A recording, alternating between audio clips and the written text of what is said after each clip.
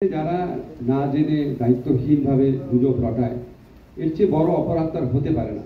তা আমরা খুব টলারেন্ট সরকার, আমরা সবসময় আপনার কোনো ক্ষেত্রেই যতটা পারা যায় সহনশীলতা বজায় রাখার চেষ্টা করি।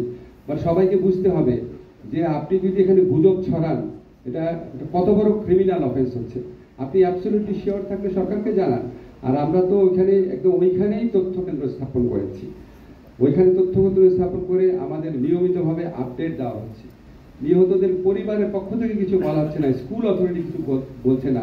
আজকে একটা ফুটেজ দেখলাম অন্য কোন স্কুল থেকে এসে একটা ক্লাস 9-এর মেয়ে বলছে ক্লাস 3-র মেয়ে বলে তার ফ্রেন্ড সেখানে আহত হয়েছে।